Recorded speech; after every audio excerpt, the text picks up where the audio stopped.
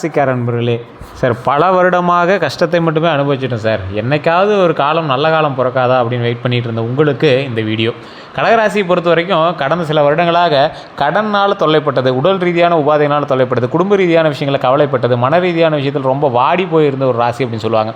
இந்த ராசியை பொறுத்த வரைக்கும் வாழ்நாளில் இவங்க படாத கஷ்டமே கிடையாது. முதல் பாயிண்ட் குடும்பத்துக்கும் எங்களுக்கு அவ்வளோ பெருசாக செட் ஆகிருக்காது. ரொம்ப செட் ஆகிருக்கு அப்படின்னாலும் அப்பப்போ சின்ன சின்ன அசம்பாவிதம் அந்த மாதிரி டென்ஷனால் நிறைய டென்ஷன் ஆகிருப்பீங்க. இனி வரக்கூடிய காலகட்டங்களில் மகிழ்ச்சிகள் பொங்குறதுக்கு அதிகமான வாய்ப்புகள் உண்டு.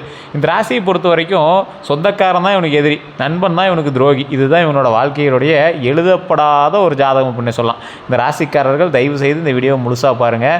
அதே போல் நிறையா பேர் வெயிட் பண்ணி கேட்டுருந்த ஒரு விஷயம், சார் 2026 பிறந்து 6-7 மாதம் ஆக போகுது, தமிழ் புத்தாண்டு பிறந்து 2 மாதம் ஆக போகுது, குரு பயிற்சி பிறந்து கூட 1 மாதம் ஆக போகுது, இந்த கடகராசி எப்போ தான் நல்ல காலம் பிறக்கும் அப்படின்னு கேட்டுருந்தீங்க. ஆக்சுவலாக இந்த கடகராசியை ஒரு முக்கியமான விஷயத்தோடு ஒப்பிட்டு பார்க்கணும்.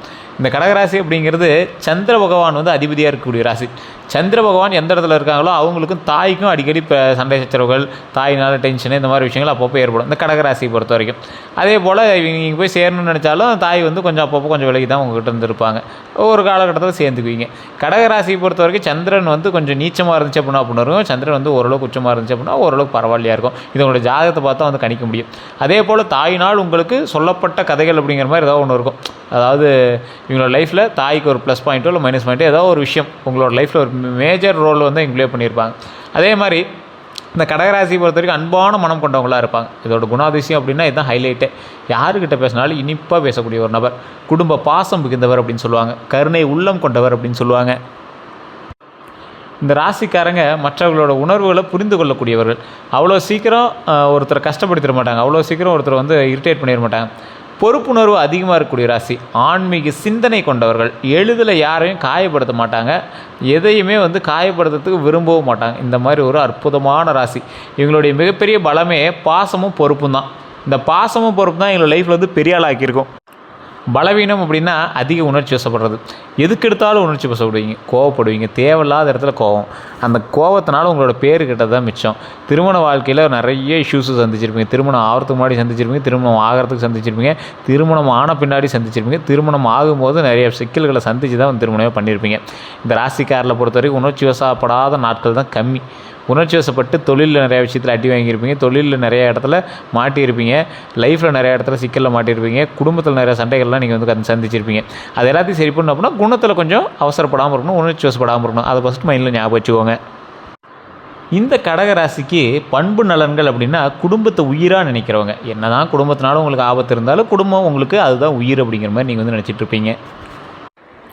பெற்றோர்களை மதிக்கக்கூடிய நபர்கள், உதவி கேட்டவங்களை கைவிட மாட்டாங்க, பிறருடைய துன்பத்தை தங்களுடையதாக நினைக்கக்கூடிய நபர்கள், நம்பிக்கை வைத்தவங்களுக்காக எதையுமே செய்யக்கூடிய நபர்கள். இந்த ராசிக்காரங்களோட பண்பு நலனால தான் இவங்க நட்போட்டாரமும் கொஞ்சம் அதிகமாக சேருவாங்க. ஆனால் குறிப்பிட்ட நட்போட்டாரம் மட்டும்தான் அவங்களோட நீண்டு பிரயாணிப்பாங்க. குறிப்பிட்டவங்க அவ்வளோ சீக்கிரம் அவங்களுக்கு பிரயாணிக்க மாட்டாங்க. இந்த ராசியை பொறுத்த வரைக்கும் இவங்க தான் ஃப்ரெண்ட்ஸ் அப்படின்னு எங்களுக்கு ஃபிக்ஸடாக ஒரு நண்பர்கள் அவ்வளோ நீங்கள் சந்திச்சிருக்க முடியாது. கடந்த காலத்தில் சந்தித்த கஷ்டங்கள்னு பார்த்தீங்கன்னா பல கடகராசிக்காரர்களுக்கு இந்த மேஜரான சில ப்ராப்ளம் உங்களுக்கு இருந்திருக்கும். இது ரொம்ப உங்களுக்கு ஒரு மிகப்பெரிய ரோலை ப்ளே பண்ணியிருக்கும் அப்படின்னு தான் சொல்லணும். கடகராசிக்காரர்களை பொறுத்த வரைக்கும் நம்பியவர்களால் ஏமாற்றம் உங்களுக்கு ஏற்பட்டிருக்கும், குடும்ப பிரச்சனைகள் ஏற்பட்டிருக்கும், பண தட்டுப்பாடு ஏற்பட்டிருக்கும், சொத்து தகராறுகள் ஏற்பட்டிருக்கும், மன உளைச்சல்கள் ஏற்பட்டிருக்கும், தொழிலில் வளர்ச்சி தாமதம், இந்த மாதிரி விஷயங்கள்லாம் உங்களுக்கு இருந்திருக்கும். இந்த மாதிரி விஷயங்கள்னால தான் உங்களோட லைஃப்பில் அடுத்த ஸ்டேஜுக்கு போகிறதுக்கே நிறைய விஷயங்களை பயந்து பண்ணியிருப்பீங்க. 2026 பொறுத்த வரைக்கும் அதுலேயும் முக்கியமாக இந்த தமிழ் புத்தாண்டு முதல்ல என்ன நடந்தது, என்ன நல்லது நடந்திருக்கும் அப்படின்னா 2026 தமிழ் புத்தாண்டுக்கு பிறகு குடும்பத்தில் மகிழ்ச்சி அதிகரிக்கக்கூடிய ஒரு காலகட்டம், பண வரவு மேம்படக்கூடிய ஒரு காலகட்டம், தடைப்பட்ட காரியங்கள் நிறைவேறக்கூடிய ஒரு காலகட்டம், புதிய சொத்து யோகம் உண்டாகக்கூடிய ஒரு காலகட்டம், தொழிலில் முன்னேற்றம் உண்டாவதற்கான காலகட்டம், திருமண பேச்சு வெற்றியை தருவதற்கான காலகட்டம். இந்த மாதிரி நல்ல மாற்றங்கள்லாம் ஏற்படுறதுக்கான வாய்ப்புகள் 90% மேலே இருக்குது. மீது எல்லாமே உங்களோட ஜாதகத்தை செக் பண்ணி தான் சொல்லணும். சார் இப்பயும் சொல்கிறேன், இப்போ நம்ம பார்த்துட்டு இருக்கிறது ராசி பலம் தான். உங்களோட லைஃபுக்கு A to Z கம்ப்ளீட்டாக சொல்லிடுமான்னு கேட்டால் கம்ப்ளீட்டாலாம் சொல்லாது. அதையும் ஏன்னு நான் சொல்லிடுறேன். இந்த ராசியை பொறுத்த வரைக்குங்க கிட்டத்தட்ட கடகராசிக்காரன் 12 கோடி பேர் இருப்பான் இந்தியாவில். இந்த 12 கோடி பேருக்கு இப்போ நான் சொன்னது நடக்குமானா நடக்கிறதில்ல. காரணம் உங்களுக்கு ராசி மட்டும்தான் கடகம். மற்றது எல்லாம் என்ன இருக்குது, உள்ள தசாபதி இருக்குது, லக்கினம் இருக்குது, நட்சத்திரம் இருக்குது, நீங்கள் பிறந்த நேரம், பிறந்த ஊர் எல்லாம் நிறையா இருக்குல்ல, அதுக்கு தகுந்த மாதிரி தான் செயல்படும். இதில் தடைப்பட்ட காரியங்கள் நிறைவேறக்கூடிய காலகட்டங்கள்லாம் நீங்கள் ரொம்ப நாளாக எதிர்பார்த்த ஒரு விஷயமா இருக்கும். ஸோ இதெல்லாம் உங்களுக்கு செக் பண்ணணும் அப்படின்னா உங்களுடைய ஜாதகம் தான் செக் பண்ணணும். கீழே ஒரு நம்பர் கொடுத்துருக்கேன். நீங்கள் ஒரு விவிஐபி ஜோதிடரை பார்க்குறதுக்கு தயாராக இருந்தால் மட்டும் நீங்கள் பண்ணலாம். ஏன்னா நீங்கள் உங்களோட லோக்கலில் இருக்கிறவங்ககிட்டே ஜாதகம் பாருங்கள்.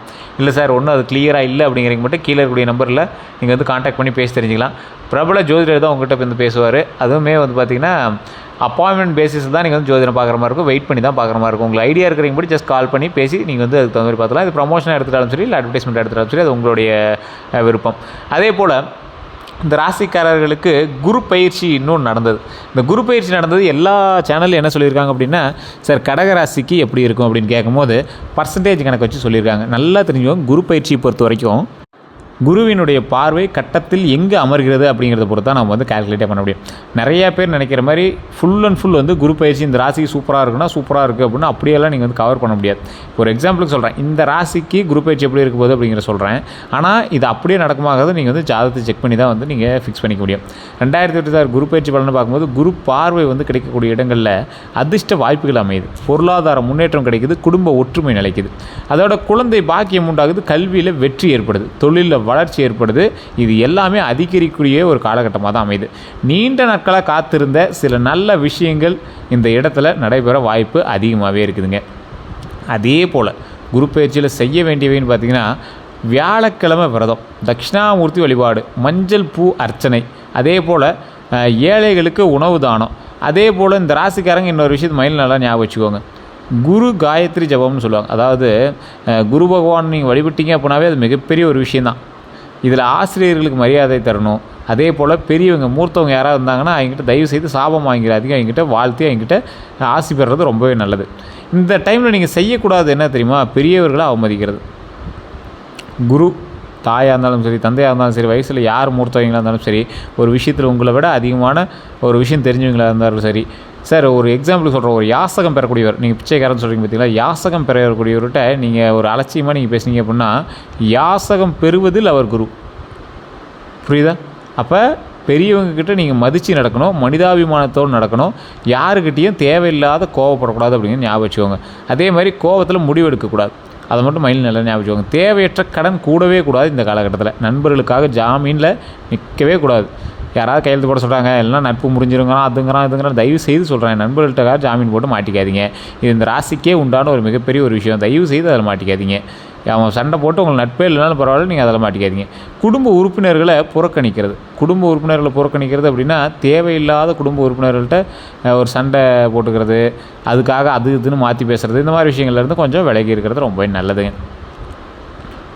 செய்வினை பில்லி சுனியை போன்றவெல்லாம் இந்த ராசிக்கு பழிக்குமானா, ஆன்மீக மரபுகளின்படி மன உறுதி குறைந்திருக்கும் போது பயம் அதிகமாக தோன்றுங்க. கடவுள் நம்பிக்கை, நல்ல செயல்கள் மற்றும் நேர்மை சிந்தனை மன வலிமையை அதிகரிக்கும் அப்படிங்கிறது ஞாபகம் வச்சுக்கோங்க. எந்தவித எதிர்மறை சக்திகளையும் விட மன உறுதி மற்றும் தன்னம்பிக்கை மிகப்பெரிய பாதுகாப்பு. அதனால் குலதெய்வ கோயிலுக்கு போயிட்டு வாங்க. எது இருந்தாலும் கொஞ்சம் கான்ஃபிடென்ட்டாக இருந்தீங்க அப்படின்னா இந்த ராசிக்கு செல்லுபடியாகும். அதே போல் இந்த செய்வினை பில்லி சுனியெல்லாம் இந்த ராசிக்கு ஒரு 50% தான் செல்லுபடியாகும். மீதி இருக்கிற 50%லாம் வந்து பார்த்திங்கன்னா உங்கள் சிம்டம்ஸ் ஏதாவது தெரியுதான்னு பாருங்கள். என்ன சார் சிம்டம்ஸ்னு கேட்டிங்கன்னா, உங்களோட தொழிலில் ஏதாவது தடை ஏற்படுதா, தேவையில்லாமல் உங்களுக்கு டயர்ட்னஸ் ஆகுதா, வண்டி வாகனங்கள் தேவையில்லாமல் பழுதடையுதா, இல்லை வீட்டுக்கிட்ட அடிக்கடி கருவண்டுகள் சுற்றுதா, அது பாருங்கள். இதெல்லாம் வந்து நீங்கள் டெஸ்ட் பண்ணிங்க அப்படின்னா அதை வச்சு உங்களுக்கு ஏதாவது செஞ்சுருக்காங்களான்னு தெரிஞ்சுக்கலாம். அது எப்படி சார் விளக்குறது அப்படின்னா, குலதெய்வ கோயிலுக்கு போயிட்டு வாங்க, இல்லைனா கீழே இருக்கக்கூடிய நம்பருக்கு நீங்கள் வந்து ஃபோன் பண்ணி அதன் மூலமாக நீங்கள் வந்து தெரிஞ்சுக்கலாம். அதே போல் திருமண பலன்கள்னு பார்க்கும்போது திருமண தடை இருந்தவர்களுக்கு நல்ல வரன் அமைகிறதுக்கான வாய்ப்புகள் உண்டாகுதுங்க. நல்ல வரன் அமையுது அப்படின்னா நீங்கள் ஏற்கனவே எதிர்பார்த்த ஒன்றாகவும் இருக்கலாம், அல்லது நீங்கள் புதுசாக பார்க்கக்கூடிய ஒன்றாகவும் இருக்கலாம். அதே போல் குடும்ப சம்பந்தம் கிடைக்குது. ஒரு சண்டை போட்டு ஒரு பிரிஞ்ச குடும்பம், அதிலேருந்து ஒரு பொண்ணு வந்து உங்களுக்கு கல்யாணம் பண்ணிக்கணும் அப்படின்னு நீங்கள் ஆசைப்படுறீங்க அப்படின்னா அதுக்கான விஷயங்கள் வந்து நடக்குது. திருமண பேச்சுகளில் முன்னேற்றம் நடக்குது. ஸ்டெப்பே எடுக்காமல் இருந்தாங்க சார், ஜாதகப்படி வெயிட் பண்ணிகிட்டு இருந்தாங்க, இந்த டைமில் ஸ்டெப் எடுக்கலாமா அப்படின்னா இந்த டைம் ஸ்டெப் எடுக்கிறதுக்கான ஒரு காலகட்டம். அதனால் நீங்கள் பயந்துக்கவே தேவையில்லை. அதே போல் திருமண தடை இருக்கிறவங்க நான் சொல்கிற கோவிலுக்கு தயவு செய்து போயிட்டு வாங்க. ரொம்ப ஒரு ப்ளஸ் பாயிண்ட்டான ஒரு இது கடகராசி மட்டும் எந்த ராசிக்காரர்களுக்குமே. திருச்செங்கோடு அப்படிங்கிற இடம் நாமக்கல் மாவட்டத்தில் இருக்குது. திருச்செங்கோடு அர்த்தநாரீஸ்வரர் ஆலயம். அந்த கோவிலில் வந்து பார்த்திங்கன்னா சிவனும் பார்வதியும் ஒரே சிலையாக அர்த்தநாரீஸ்வராக காட்சி கொடுக்குறாங்க. வெள்ளை தசபாசானத்தால் செய்யப்படுது. முகம் வந்து அதில் தெரியாது. நீங்கள் பூஜை பண்ணும்போது மட்டும் காலில் ஒரு கால் மட்டும் அப்படியே புடவை லைட்டாக தூக்கி காட்டுவாங்க. அந்த இடத்துல கொலுசு இருக்கிறத காட்டி பூஜை பண்ணுவாங்க. அந்த சிலைக்கு பக்கத்துலேயே வந்து பார்த்திங்கன்னா, அந்த சன்னதிக்கு பக்கத்துலேயே வந்து பார்த்திங்கன்னா இன்னொரு சன்னதி, முருகருக்கான சன்னதி, செங்கோடு வேலவர் அப்படின்னு. அதாவது செங்கோடுனா திருச்செங்கோடு, அந்த மலை மீது இருக்கக்கூடிய செங்கோடு வேலவர் அப்படின்னு அந்த சாமிக்கு பெயர். கையில் வந்து சேவல் இருக்கிற மாதிரி ஒரு வடிவமில் அந்த சாமி இருக்கும். அதுக்கும் வந்து ஃபேஸ் காட்டியிருக்க மாட்டாங்க. மேலே வந்து உச்சி பிள்ளையார்னு இருக்குது. ஸோ இது 3ம் ஒரே மலையில் இருக்குது. அப்போ என்னது, சிவனும் பார்வதியும் விநாயகரும் முருகரும் ஒரு குடும்ப சமேதர்களாக அங்கே காட்சியளிக்கக்கூடிய ஒரு ஸ்தலமாக அந்த ஸ்தலம் வந்து அமையுது. அந்த இடத்துல போய் திருமண பாக்கியத்துக்காக வழிபட்டிங்கன்னா மிகப்பெரிய நல்லது. நீங்கள் படியேறி போனீங்கன்னா 1200 படிக்கட்டு, படி ஏறும் போதே வந்து பார்த்திங்கன்னா பாம்பு இருக்கும், 60 அடி பாம்பு சிலை இருக்கும். அதை வழிபட்டே போயிட்டலாம். மேலே நிறைய இடத்துல பாம்புகளோட உருவத்தை நீங்கள் வந்து பார்க்க முடியும். தோஷங்களால் திருமணம் நடக்காமல் இருக்கக்கூடிய நபர்கள் இந்த கோயிலுக்கு போயிட்டு வாங்க. திருமணமாகி சண்டை சச்சரவில் இருக்கக்கூடிய நபர்களும் இந்த கோயிலுக்கு போயிட்டு வாங்க. திருமணமாகி நிறைய பேர் அந்த இடத்துல போய் மாலை மாற்றிட்டு வராங்க, ரொம்ப நல்லது. திருமணம் ஆகாத தம்பதிகள் லவ் பண்ணிகிட்டு இருக்காங்க, அந்த கோயிலுக்கு போயிட்டு இருந்தால் கல்யாணம் ஆகும்னு ஆசைப்படுறீங்கன்னா போயிட்டு இருந்தீங்கன்னா ரொம்ப நல்லது. நிறைய பேருக்கு அது அந்த கோயில் வந்து மிகப்பெரிய ஒரு ஸ்தலம், ஒரு மிகப்பெரிய புண்ணிய ஸ்தலம். அது நிறைய பேர் வரலாறுலேயே தெரியாத அளவுக்கு சில கோயில்கள் இருக்குன்னா அதில் ஒரு முக்கியமான கோயில் அது அப்படின்னு தான் சொல்லணும். ஸோ அந்தளவுக்கு ஒரு கோயில், அந்த கோயில் கண்டிப்பாக போயிட்டு வாங்க. திருமண மாணவங்களுக்கு ஒற்றுமை அதிகரிக்கக்கூடிய ஒரு காலகட்டம் இந்த காலகட்டம். குடும்ப சந்தோஷம் உயரக்கூடிய காலகட்டம். நீங்களும் கண்டிப்பாக அர்த்தநாரீஸ்வரர் கோயிலுக்கு போயிட்டாங்க, ரொம்ப நல்லது. அதே போல் குழந்தை பாக்கியம், குழந்தை வர வேண்டி காத்துட்ருக்கிறவங்களுக்கு 2026லேருந்தே வாய்ப்புகள் இருக்குது. காத்திருந்தோம், நல்ல ஒரு முன்னேற்றமும் இருக்குது. அதேமாதிரி குழந்தைகளுடைய கல்வியில் சாதனை உண்டு. அதே போல் குழந்தைகிட்ட குடும்பத்தில் புதிய சந்தோஷம் உண்டாகிறதுக்கான ஏற்பாடெல்லாம் அப்படிங்கிற ஒரு ஏற்பாடுகள் எல்லாமே உருவாகுங்க. குழந்தை வரம் வேண்டிகிட்டு இருக்கக்கூடிய நபர்கள் திருவண்ணாமலை போயிட்டு பக்கத்தில் வந்து மேல்மலையனூர் அப்படிங்கிற கோயில் இருக்கும், நிறையா பேருக்கு தெரியும், அங்காள பரமேஸ்வரி அம்மன் கோயில். அந்த கோயிலுக்கு போய் வழிபட்டுட்டு வாங்க. அதன் பிறகு பழனியில் கீழே திரு ஆவினங்குடி அப்படிங்கிற கோயிலில் வழிபட்டுட்டு மேலே பாலதண்டாயுதபாணி சுவாமி வணங்கிட்டு வாங்க. மிகப்பெரிய நன்மை உண்டாகும். ஸோ அந்த இடத்துக்கு வந்து செவ்வாய்க்கிழமை நாட்களில் போயிட்டு இருந்தீங்க, வளர்பிறை நாட்களில் போனீங்கன்னா காலையில் உச்சிக்கால பூஜைன்னு நடத்துவாங்க. அந்த பூஜையை பார்த்துருந்தீங்கன்னா இன்னும் ஒரு விசேஷமான ஒரு விஷயமா இருக்கும் பழனியில். அதே போல் திரு ஆவினங்குடிங்கிறது பழனி அடிவாரத்துக்கு கீழே இருக்குது. அந்த கோயிலுக்கு வழிபட்டு தான் மேலே போய் வழிபடணும். 3வது படை வீடு வந்து திரு ஆவினங்குடி தான் சொல்லுவாங்க. அதுக்கப்புறமேட்டு தான் இப்போ பழனின்னு சொல்லிட்டு இருக்காங்க. பழனிங்கிறது ஊர், மேலே இருக்கக்கூடியது பாலதண்டாயுதபாணி சுவாமி கோவில். ஸோ நிறைய பேர் கீழே இருக்கிற கோயில் வணங்காமே மேலே போய்ட்டு இருக்கீங்க, கீழே வணங்கிட்டு மேலே இருக்கிற கோயிலும் போய் வணங்கிட்டு வாங்க. அது ஃபஸ்ட்டு நிறைய பேர் தெரியாத ஒரு விஷயம், அதனால் நம்ம வந்து சொல்லணும் அப்படின்னு தான் சொல்கிறோம். இந்த ஆண்டு புதிய வாகனம் வாங்குறதுக்கான யோகம், வண்டி வாகன யோகம்லாம் நல்லாவே இருக்குது. புதிய வாகனம் வாங்குறதுக்கான யோகம், ஒரு எலக்ட்ரிக் ஸ்கூட்டராவது வாங்குவீங்க. பழைய வாகனம் மாற்றக்கூடிய ஒரு காலகட்டம். தொழிலில் தேவைக்காக வாகனம் வாங்குறது ரொம்பவே நல்லதுங்க இந்த காலகட்டத்தில். அதே போல் இந்த ராசிக்காரர்கள் புதிய வண்டி வாங்குறது, தொழிலுக்கு தேவையான வாகனம் வாங்குறது நல்லது தான். இருந்தாலும் நீங்கள் கவனமாக இருக்க வேண்டிய ஒரு விஷயம் என்ன அப்படின்னா, தயவு செய்து வண்டி வாகனத்தில் கவனமாக ஓட்டுங்க. இந்த ராசிக்காரன் எந்தளவுக்கு வண்டி வாகனம் உங்களுக்கு சேர்க்கை உண்டோ அந்தளவுக்கு வண்டி வாகனத்தில் கொஞ்சம் எச்சரிக்கையும் உண்டு, ஆபத்தும் உண்டு. அதை மைண்டில் ஞாபகம் வச்சுட்டு ஓட்டுங்க. இதே போல் இந்த ராசிக்காரர்கள் யோகங்கள் சிலருக்கு அமையக்கூடியது. வண்டி வாகன யோகங்கள் அமையுது, ஆனால் அது யாருக்குங்கிறது நீங்கள் உங்களோட தசாபுத்தி இதெல்லாமே செக் பண்ணி தான் நீங்கள் வந்து தெரிஞ்சுக்கணும். வாகனம் வாங்கும்போது விநாயகர் வழிபாடு செய்கிறது ரொம்ப நல்லதாக கருதப்படுது. இந்த ராசிக்காரர்கள் விநாயகர் வழிபாடு ரொம்ப முக்கியமாகவும் சொல்லப்படுதுங்க. அதே போல் பண வரவு மற்றும் தொழிலை பொறுத்த வரைக்கும் வேலை செய்பவர்களுக்கு பண உதவி, பதவி உயர்வு இது எல்லாமே கிடைக்கிது. சம்பள உயர்வு, நீங்கள் எதிர்பார்த்த சம்பளத்துக்கு மேலே லாபம் கிடைக்க ஆரம்பிக்குது. புதிய வேலை வாய்ப்பு உண்டாகுதுங்க. வியாபாரிகளுக்கு புதிய வாடிக்கையாளர்கள் உண்டாகிறாங்க. பழைய பாக்கிகள் எல்லாமே வசூலாகக்கூடிய ஒரு காலகட்டமாக அமையுது. லாபம் உயரக்கூடிய ஒரு காலகட்டமாக நடக்க கொடுங்க. இந்த ராசிக்காரர்கள் தயவு செய்து இந்த 12 நாளில் இதை மட்டும் செய்யுங்க. கொஞ்சம் யோசித்து எல்லாமே பண்ணுங்கள். அடுத்த 12 நாட்கள் எப்படி இருக்கும் அப்படின்னா, முதல் நாள் நல்ல செய்தி உண்டாகுதுங்க, 2வது நாள் குடும்ப மகிழ்ச்சி உண்டாகுது. அதற்கு பிறகு பண வரவு இன்க்ரீஸ் ஆகிறதுக்கான வாய்ப்புகள் உண்டு, நண்பர்களோட உதவி கிடைக்குது, பயண வாய்ப்புகள் உண்டு, மன அமைதி உண்டாகுது, தொழிலில் முன்னேற்றம் உண்டாகுது, புதிய தொடர்புகள் உண்டாகுது, தெய்வ அருள் அனுபவம் எல்லாமே உண்டாகுது, பழைய பிரச்சனைகளுக்கு தீர்வு உண்டாகுதுங்க, மரியாதை அதிகரிக்குதுங்க, மகிழ்ச்சியான முடிவு உண்டாகுதுங்க. இந்த 12 நாட்களும் நல்லதாகவே நடக்குது அப்படிங்கிற பட்சத்தில் உங்களுக்கு தசாபுத்தி சரியாக அமைஞ்சிருக்குது அப்படின்னா இப்போ நான் சொன்னது உங்களுக்கு கன்ஃபார்ம் நடக்கும். இல்லை சார் இது இன்னையிலேருந்து எப்படி சார் அதை நோட் பண்ணுறது அப்படின்னா, இன்னையிலேருந்து செக் பண்ணுங்கள். இப்போ நான் சொன்ன விஷயங்கள் நடக்குது. இந்த வீடியோ சேவ் பண்ணிக்கோங்க, இல்லைனா உங்களுக்கு ஷேர் பண்ணி வாட்ஸ்அப்பில் உங்களோட நண்பர்களுக்கு ஷேர் பண்ணி வச்சுருங்க. இந்த 12 நாட்கள் இது உங்களுக்கு ஓரளவுக்கு ஸ்லோவாக இருக்குங்கிற பட்சத்தில் உங்களுடைய ஜாதகத்தில் உங்களுடைய ராசியை ஏதோ ஒரு கிரகம் உங்களை ஒரு மாதிரி ஷேக் பண்ண ஆரம்பிக்குது அப்படின்னு அர்த்தம். ஏன்னா இப்போ நல்லா இருக்குது காலகட்டம், இதுலேயும் உங்களுக்கு ஒரு மோசமாக இருக்குது அப்படின்னா உங்களோட பிரயாணிக்கக்கூடிய வேறொரு ராசி உங்களை டேமேஜ் பண்ணணும். அப்படி இல்லைனா உங்களோட ராசிலேயே தசாபுத்தி ஏதாவது உங்களை டேமேஜ் பண்ணிகிட்டு இருக்கும். யாருக்கிட்ட எச்சரிக்கையாக இருக்கணும் அப்படின்னா, பொறாமை கொண்ட உறவினர்கள்ட்ட எச்சரிக்கையாக இருங்க. பணம் வாங்கிட்டு திருப்பி தராதவங்ககிட்ட எச்சரிக்கையாக இருங்க. ரகசியங்களை தெரிஞ்சுக்கிட்டு உங்கள்கிட்ட அப்படியே கொஞ்சம் பிளாக்மெயில் பண்ணுறனோ இல்லை ரகசியங்களை தெரிஞ்சுக்க முயற்சி பண்ணுறவங்ககிட்ட நீங்கள் ரொம்ப எச்சரிக்கையாக இருங்க. உங்களை பயன்படுத்த நினைப்பவர்கிட்ட ரொம்ப எச்சரிக்கையாக இருங்க. அதே போல் இந்த ராசிக்காரில் பொறுத்தவரைக்கும் கந்திஷ்டி கண்டிப்பாக விடும். ஏன்னா நீங்கள் டக்குன்னு வளர்ந்து வர ராசி, திடீர்னு இத்தனை நாளாக சோகத்தில் இருந்து திடீர்னு உங்களுக்கு ஒரு வளர்ச்சி இருந்தால் கண்டிப்பாக கந்திஷ்டி இருக்கும்ல. கடகராசிக்காரர்களுக்கு குடும்ப மகிழ்ச்சி மீது கந்திஷ்டி இருக்குது, குழந்தைகள் மீது கந்திஷ்டி உண்டு, புதிய வீடு மீது கந்திஷ்டி உண்டு, வாகனம் மீது கந்திஷ்டி உண்டு. திருஷ்டி விழுகிறது அப்படிங்கிறது பலரோட நம்பிக்கை. ஆனால் இந்த திருஷ்டி விழுகுது அப்படின்னா தயவுசெய்து குலதெய்வ வழிபாடு பண்ணுங்கள். இன்னும் நீங்கள் வணங்க வேண்டிய தெய்வங்கள் திருஷ்டிக்காக நீங்கள் வந்து வணங்க வேண்டிய தெய்வங்கள்னு பார்த்தீங்கன்னா துர்க்கையம்மன் வழிபாடு, காளியம்மன் வழிபாடு, மாரியம்மன் வழிபாடு, கருப்பசாமி வழிபாடு, ஆஞ்சநேயர் வழிபாடு. இது எல்லாமே உங்களுக்கு தெரிஞ்ச தெய்வம் தான், பக்கத்துலேயே இருக்க கோயில் தான். எப்போ போனீங்க அப்படின்னாலும் அந்த இடத்துல நின்று வழிபட்டுவாங்க, ரொம்ப நல்லது. கடகராசிக்காரர்கள் வணங்க வேண்டிய தெய்வங்கள் அப்படின்னா எப்போவுமே அம்மன் தெய்வம் வந்து கடகராசிக்கு கொஞ்சம் பொருத்தமான தெய்வம். முக்கிய தெய்வங்களில் அம்மன் வந்துடுவாங்க. சிவபெருமான், முருகபெருமான், பெருமாள், விநாயகர், இந்த தெய்வங்கள் உங்களுக்கு மிகப்பெரிய ஒரு நன்மையை தரக்கூடிய தெய்வமாக இருப்பாங்க. சந்திர தோஷ நிவர்த்திக்காக திங்கக்கிழமையில் சிவன் வழிபாடு பண்ணிங்க அப்படின்னா சந்திரத்துக்கான உங்களுக்கு தோஷ நிவர்த்தி ஏற்படுது. எந்த நிற ஆடை நல்லது அப்படின்னா வெள்ளை, இளநீலம், வெள்ளி நிறம், அதே போல் க்ரீம் நிறம். இது வந்து உங்களுக்கு ரொம்ப நல்லது. இந்த நிறத்தில் ஆடை போட்டிங்கன்னா ரொம்ப நல்லது. எந்த ஆடையை வந்து தானம் செய்கிறீங்க அப்படின்னா வெள்ளை வேஷ்டி, வெள்ளை சேலை, மாணவர்களுக்கு சீருடை, ஏழைகளுக்கு துணி தானம் பண்ணிங்கன்னா ரொம்ப நல்லதுங்க. எந்த ரத்தினம் நல்லது அப்படின்னா கடகராசிக்காரர்களுக்கு முத்து, பேர்ல் அப்படின்னு சொல்லுவாங்க, மூன் ஸ்டோன் அப்படின்னு சொல்லுவாங்க.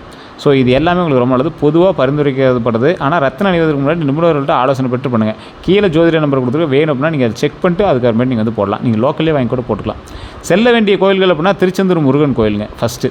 அதே போல் முருகர் கோயில் எல்லாமே உங்களுக்கு நல்லதுன்னு சொல்லிட்டேன். பழனி முருகர் கோயில், திருவண்ணாமலை அருணாச்சலேஸ்வரர் கோயில், மதுரை மீனாட்சி அம்மன் கோயில், சமயபுரம் மாரியம்மன் கோயில். இதில் எந்த கோயிலுக்கு நீங்கள் போயிட்டு இருந்தாலும் நல்லா தான். எல்லா கோயிலுக்கும் போயிட்டு தான் இன்னும் சூப்பர் தான். அதே போல் கடகராசிக்காரர்களுக்கு மறைந்திருக்கக்கூடிய திறமைகள்னால் சிறந்த ஆலோசகர் நீங்கள், ஈஸியாக நீங்கள் வந்து அட்வைஸ் பண்ணிடுவீங்க. நல்ல ஆசிரியர் நீங்கள், மருத்துவத்துறையில் திறமை வாய்ந்த ஒரு நபர் நீங்கள், ஆன்மீக சேவையில் ஆர்வம் கொண்டவங்க நீங்கள், சமூக சேவையில் முன்னிலையில் இருக்கக்கூடிய ஒரு நபர் நீங்கள். ஸோ இந்த டைப்லாம் நீங்கள் ஏதாவது ஒரு விஷயம் உங்களுக்கு மேட்ச் ஆகலை அப்படின்னா கூட உங்களுடைய ஜாதகத்தை நீங்கள் செக் பண்ணியே ஆகணும் அப்படிங்கிறது ஞாபகம் வச்சுக்கோங்க. அதிர்ஷ்டமான எண் 2, 7, 11, 20. அதிர்ஷ்ட நாட்கள் திங்கள், வியாழன், வெள்ளி. அதிர்ஷ்ட மலர்கள் வெள்ளை அரளி, மல்லிகை, தாமரை. இந்த ராசிக்கு சிறப்பான செய்தி சொல்லணும் அப்படின்னா 2026 உங்களுக்கு நல்லது தான் நடந்துகிட்ருக்கு. ஒன்றும் பெரிய இஷ்யூஸ் இல்லை சார், ஒன்றும் கொஞ்சம் லேக் அடிக்கிற மாதிரி இருக்குது அப்படின்னா உங்களுடைய ஜாதகத்தின் பால் ஏதாவது சின்ன சின்ன கிளர்ச்சிகள் இருக்குமே தவிர மற்றபடி ஒன்றும் ப்ராப்ளம் இல்லை. 2026 அப்படிங்கிறது பல கடகராசிக்காரர்களுக்கு குடும்ப வளர்ச்சி, பண முன்னேற்றம், திருமண யோகம், குழந்தை பாக்கியம், வீடு மற்றும் வாகன யோகம், ஆன்மீக உயர்வு, இந்த மாதிரி நல்ல வாய்ப்புகளை தரக்கூடிய ஆண்டாக அமைகிறங்க. பொறுமையோடு தொடர்ந்து முயற்சி செஞ்சீங்க அப்படின்னா கடகராசிக்காரர்களுக்கு 2026 வாழ்க்கையில் பல முக்கிய ஆசைகள் நிறைவேறக்கூடிய காலமாக அமையுங்க. இந்த ராசிகளுக்கு தயவுசெய்து நான் சொல்கிற ஒரு பாயிண்ட் நோட் பண்ணிக்கோங்க. கடகராசியை பொறுத்த வரைக்கும் அவசரத்தினால நிறைய விஷயத்தை மாட்டிகிட்டு இருக்கீங்க. தயவுசெய்து கொஞ்சம் பொறுமையாக நிதானமாக இருங்க. அதே போல் எப்போ ஃப்ரீயாக இருந்தீங்கனாலும் விநாயகர் வழிபாடு பண்ணுங்கள். ஓம் விநாயகரே போற்றி, ஓம் விநாயகரே போற்றி, ஓம் விநாயகரே போற்றி அப்படின்னு வழிபட்டீங்க அப்படின்னா உங்களுடைய பிரச்சனைகள் சால்வ் ஆகிறதுக்கு மிகப்பெரிய உறுதுணையாக இருப்பார். அதே போல் உங்களுடைய ஒரு கேள்விகள் ஏதாவது இருக்கும், நம்ம சொன்ன விஷயத்தில் உங்களுக்கு ஏதாவது உண்மைகள் இருந்தது அப்படின்னா மறக்காமல், உண்மையாக இருந்தது அப்படின்னா உண்மைன்னு கமெண்ட் பண்ணுங்கள். இல்லை ஏதாவது கேள்விகள் இருந்ததுன்னா மறக்காம கமெண்ட் செக்ஷனில் பதிவிடுங்க. கண்டிப்பாக அது உங்களோட நண்பர்களுக்கு பகிருங்க. இதுவரை நம்ம சேனலை சப்ஸ்கிரைப் பண்ணாமல் தான் சப்ஸ்கிரைப் பண்ணிக்கோங்க. பக்கத்தில் பெல் பட்டன் மறக்காமல் ப்ரெஸ் பண்ணிக்கோங்க. நிறைய பேர் வந்து நம்ம சேனலை ஃபாலோ பண்ண பார்த்துருக்கீங்க, ஃபேஸ்புக்கில் ஃபாலோ பண்ண பார்த்துருக்கீங்க, யூடியூப்லாம் சப்ஸ்கிரைப் பண்ண பார்த்துருக்கீங்க. நீங்கள் சப்ஸ்கிரைப் பண்ணிங்க அப்படின்னா தான் அடுத்த வீடியோக்கள் எங்களுக்கு போட தோணும், அதோட தகவல் எல்லாமே எங்களுக்கு சொல்ல தரும். நான் சொன்னது உண்மையாக அப்படின்னு மறக்காம கமெண்ட் செக்ஷனில் பதிவிடுங்க. எல்லோருக்கும் நன்றி நண்பர்களே.